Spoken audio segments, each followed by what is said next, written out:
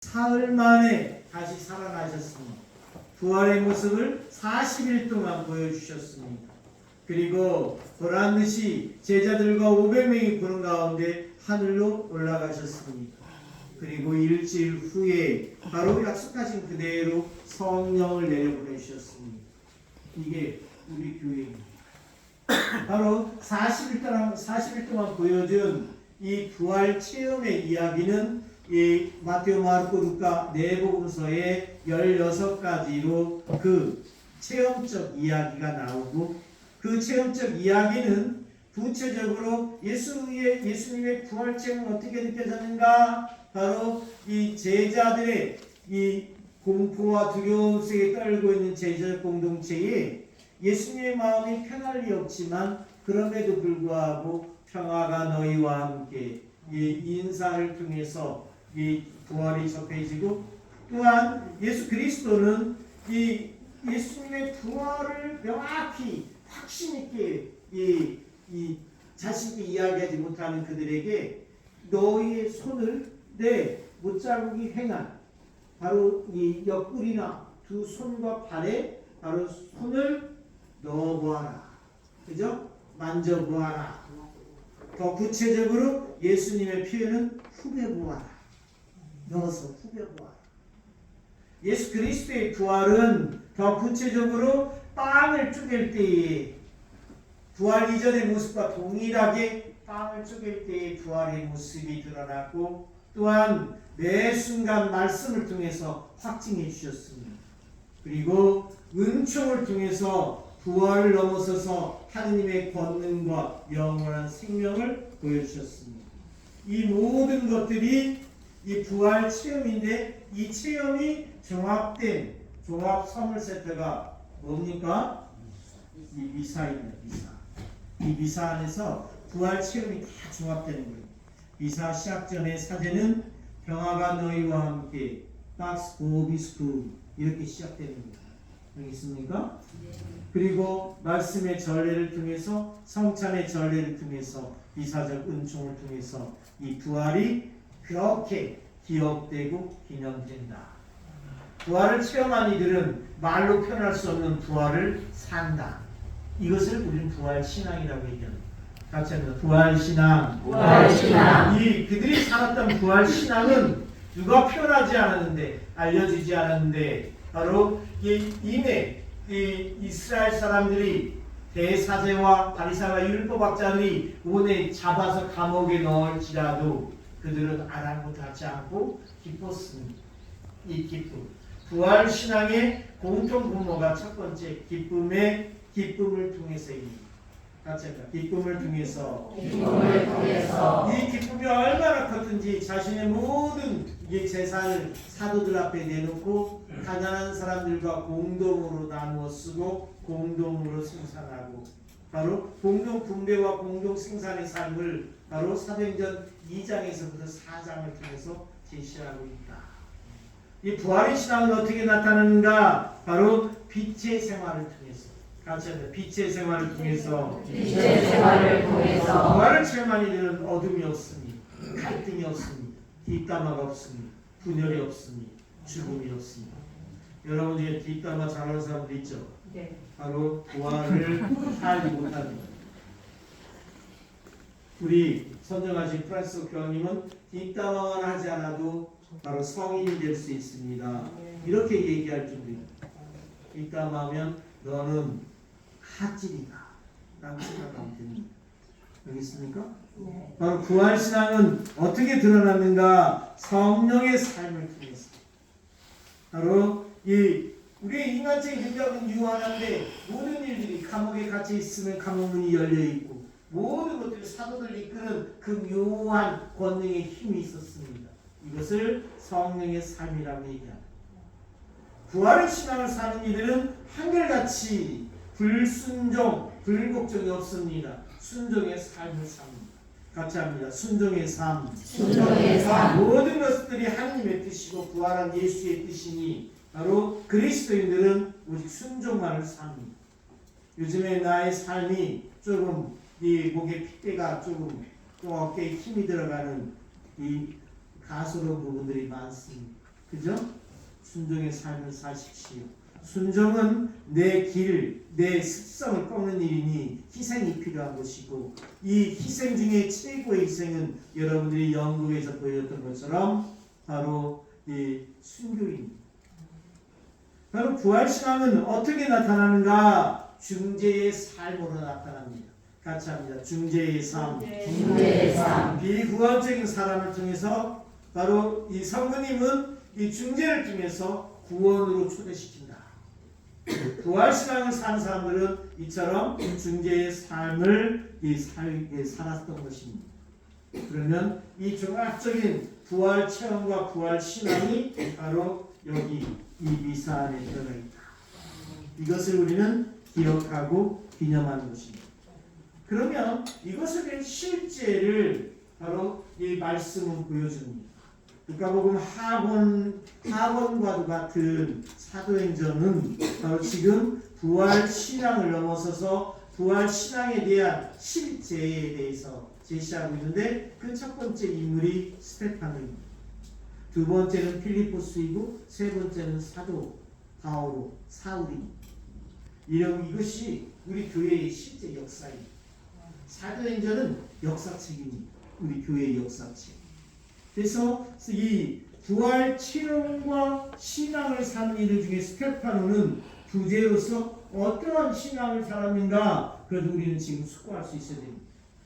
외적으로 다른 사람이 믿지 않는 이들이 스테파노를 평가하기를 은총과 능력이 충만한 사람이라 했습니다.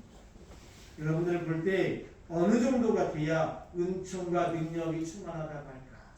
저희만 보면 예수님 생각나. 저희만 보면 예수님이 만져지는 것 같아. 여기 있어요? 요 정도는 돼야 돼. 바로 스테파노는 커다란 백성들 가운데 이 기적과 표징들을 예수의 이름으로 일으키기 시작합니다. 그의 말에서 드러나는 지혜와 성령을 따라잡을 수가 없습니다. 바로 그래서 최고 위에 아예 감옥에 가두려고 최고 위에 법정에 섰던 그 모든 사람들이 모두 스테파노를 어떤 사람인가 유심히 바라보았는데, 그의 얼굴은 바로 어떤 얼굴처럼 빛났다? 바로 천사의 얼굴처럼. 그렇지? 여러분들 얼굴 옆에 이렇게 봐. 천사의 얼굴이. 우리 그리스도 신앙이들은 믿지 않는 이들과 좀 근본적으로 차이가 있어야 돼요. 그렇지? 어디에도 도드라지도록 차이가 있어야 된다. 이걸 거룩한 성별이 있는 사람들, 그리스도인이라는 말에 이게 성별된 자라는 뜻이 있습니다.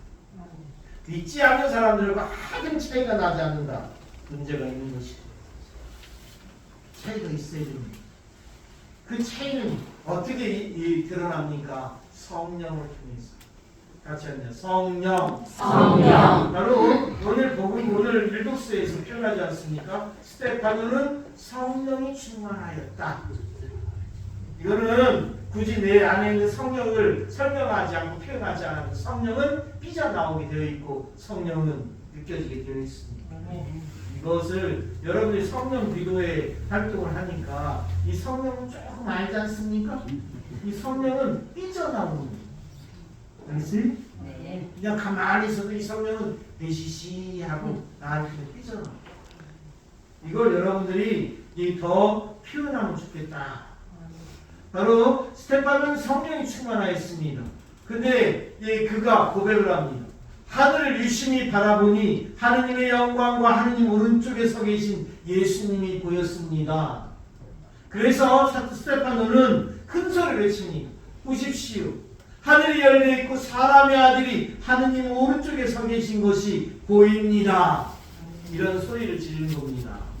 이거 똑같이 사도 요한은 요한복음을 그대로 천상 하느님 나라를 그려나갈 때 묵시록에서 다 똑같은 모습입니다. 바로 이러한 고백을 했을 때 거기에 있었던 모든 사람들은 진리 중에 진리이니 진리를 받아들이는 자세가 어떻습니까? 올바른 소리 하면 닭살 돋는다고 얘기하지 않습니까? 이런 사람들은 벌써 진리 밖에 있는 거예요. 멀어져 있는 거죠.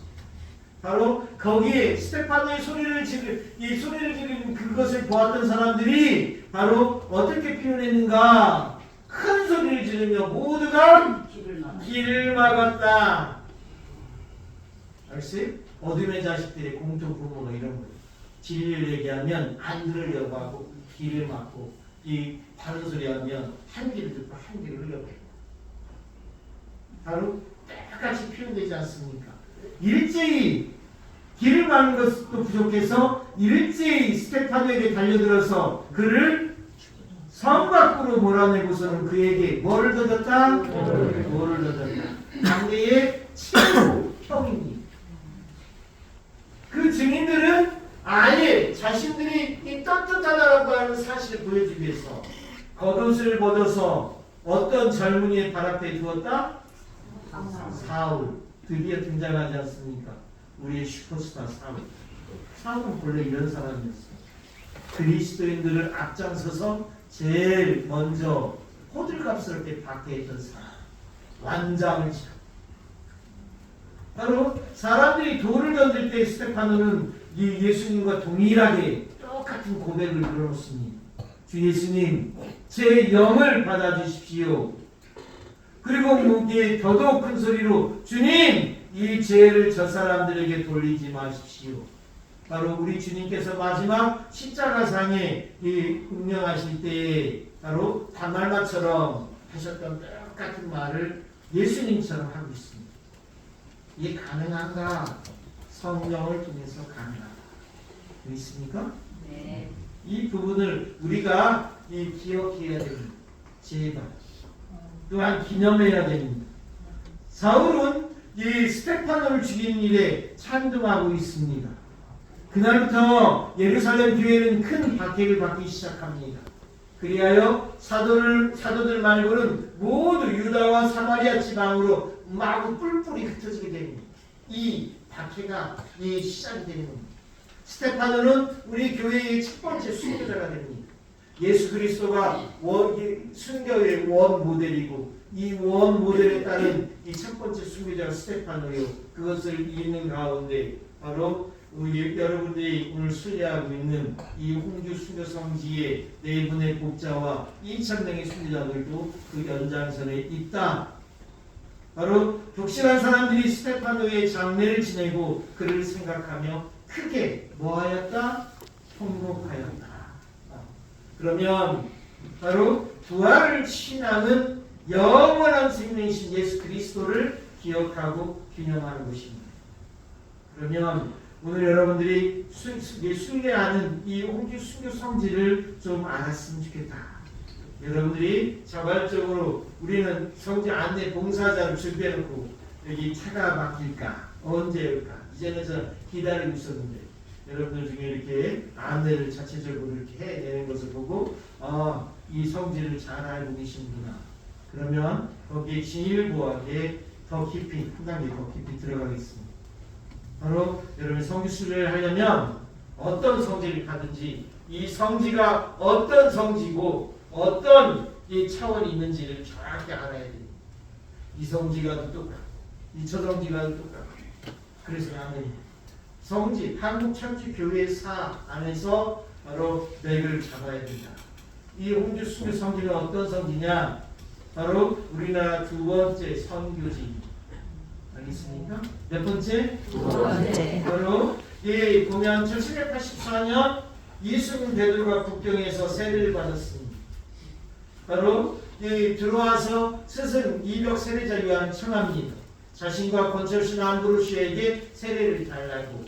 그 세례를 받은 이 둘은 바로 양반들을 모아놓고서 천주교 교리책 그가 들고 왔던 바로 마테오리치 신부님의 천주시리와 바로 판투아 신부님의 7급이라는 책을 가지고 공부하기 시작합니다. 이 공부하는 날에서 여기서 가르침이 너무너무 개벽천지 달랐습니다. 하느님 앞에 만민이 평등하다는 것입니다. 남녀가 평등하고 양반과 상관이 없는 계급이 타락하는 세상을 얘기합니다. 인간이 존엄한 세상을 얘기합니다. 여러분들이 지금 이게 남녀가 평등한 것은 얼마 되지 않습니다. 그렇지? 바로 왜 그걸 까맣게 입고 사는지 모르겠습니다. 여러분들 이것은 5.18 광주에서 만들어진 것이 아니라 우리의 장한 순교자들의 순교의 결과라는 사실을 왜 모르십니까? 왜 아니지 않습니까? 천주교 신자들이 이랬어야 되겠습니까? 바로 여하튼 이들은 이 천주교 교리책을 연구하다 보니까 그 교리책에서 가장 중요한 것이 미사요. 미사를 지낼 신부님이 없습니다. 그래서 한국 천주교회는 전 세계 유례 없는 엽기적인 것을 하기 시작합니다. 짝퉁 신부님을 만들어내는 겁니다. 짝퉁 신부. 이번 주는 자네가 미사하시게, 다음 주는 자네 차례 있어요. 그래서 짝퉁 신부님을 만들어서 교리책을 연구하다가 이제는 이 신부님을 뽑습니다. 10명의 신부님을 뽑고 이 천주교 집회를 하기 시작합니다. 그래서 한양은 우리 사람으로 치면 한국 천주교에 살아가는 한 사람으로 치면 머리 역할을 했다. 그런데 그때 당시 이 전라도 진산에서 조상 제사 거부 사건이라고 하는 게 일어납니다. 그런데 권상현 야고보의 어머니는 제사를 거부한 적도 없고 또한 유패를 없애란 적도 없습니다. 여기 있어요? 했을 때 여기 어머니는 천주학의 가르침에 따라서 장례를 치르도록 권했습니다. 그런데 단팥 싸움에 노론 파들이 이 천주교 신자들과 젊은 똑똑한 이 학자들이 많았던 남인들을 없애기 위해서 노함을 씌워서 바로 박해가 일어나니 이것이 신의 박해입니다. 바로 그 박해의 초장이 한양에서부터 바로 이 양반들은 전부 다 뿔뿔이 흩어지고 그 가운데 10명의 그들이 뽑은 짝퉁 신부님 가운데 권일신 프란시스코 하비에르는 이 주교님 역할을 합니다. 그래서 자네는 이 자신의 이 제자 이존창 루도비코에게 이 노비 출신 이존창 루도비코에게 자네는 고향에 내려가서 선교하시게. 그래서 한양에서 붕 떠서 미국 가는 겁니다. 예산 홍성, 홍성 옆에 예산, 그 예산에 자리를 잡고 바로 교례를 가르치고 미사를 하게 되고 공소 이전의 거물인 바로 천주교 종교집회의 장소인 선당이라는 이름을 짓고 신당이라는 이름을 짓고 천주교 교리를 가르치기 시작합니다. 이 지역에서 바로 천주교가 뿌리를 내리고 이 물밀듯이 들불처럼 천주교가 번지기 시작합니다. 정조는 당황합니다. 이때의 상황을 바로 바닷물이 육지에 누리니 내부 지방에서 이 천주교가 일어나더라. 그런데 지리, 행정, 군사, 문화의 중심이 바로 어디에 있는가? 바로 이 홍주입니다. 조선시대 때는 이 충청도에는 4개의 주가 있었으니 홍주, 공주, 청주, 충주. 이 홍주, 목, 관할 안에는 바로 22개의 현이 있었습니다. 그 범위는 오늘날 서천서부터 평택까지가 전부 다 이 홍주, 목, 관할입니다. 바로 이 정조는 이때 처음으로 천주학을 사학으로 규명하고 천주교 신자들을 전문적으로 잡아들이고 또한 교리책을 빼앗기 위한 전문 관청을 이 홍주 읍성 내에 짓도록 했습니다. 그것이 바로 이 홍주 읍성 내에는 2개의 동원이 2개입니다. 여러분들 오늘 하나 봤죠? 바로 당상관 정상품 무관이 행정을 피던 동원자리입니다. 바로 또한 정조는 묘하게도 당상관 정상품 무관을 문관이 아니라 무관을 경쟁을 시키듯이 여기다가 병사당이라고 하는 동원을 짓고 여기서 천주교 신자를 전문적으로 잡아들이기 시작합니다. 각각의 현에서 이 고추와 이 박해를 이겨내고 잡혀온 많은 천주교 신자들 그들은 전부 다 어디에 모이는가? 이 홍주 읍성에 모입니다. 더군다나 정조는 5가 작동법을 적용합니다. 천주교 신자들 씨를 말리기 위해서 5집마다 한 단위를 엮어서 천주교의 천자원들을 다 잡아들이기 시작합니다. 이곳에 잡혀온 천주교 신자들 중에 양반과 돈 있는 사람들은 이 공주, 상급기관인 공주 가명으로 끌려가서 바로 거기에서 죽는 사례가 많고 대부분 여기에서 죽은 사람들은 양민과 천민들입니다. 양민과 천민들은 사람만도 못한 사람들이기 때문에 이름을 남길 필요가 없습니다. 이 임금만이 사형을 할 수 있는 조선시대에 국군이 세하자 바로 이 천주교 신자들을 지방관리들이 직형으로 죽입니다. 여러분들이 아까 영국에서 이쪽 저쪽에서 웃음이 나왔던 바로 어떻게 죽이는가? 교수형으로 죽인다. 교수형이 뭔가? 아까 그 감옥터에서 천주교 신자들과 이 천주교 신자들이 감옥에 갇혔으면 포졸하라가 들어와서 이 새끼줄을 천주교 신자 목에다 칭칭 감고 그 새끼줄 하나를 목 사이사이로 빼서 또한 벽에다가 구멍을 뚫고 이 줄을 여기 목 구멍 사이로 빼서 서너 명의 포졸들이 강하게 당겨서 충격으로 죽입니다. 이름을 남길 필요가 없는 사람들, 그럼에도 불구하고 어쩔 수 없이 양민들인데도 이름을 남겨야 되는 사람들, 남길 수가 없는데도 남겼던 사람들이 100명이 넘습니다. 교수형으로 죽이고, 아까 옥사, 장사, 매를 맞아서 죽고, 또한 얼려서 죽이고, 또한 목을 쳐서 참수로 죽이고, 또한 산채로 생매장에서 죽입니다.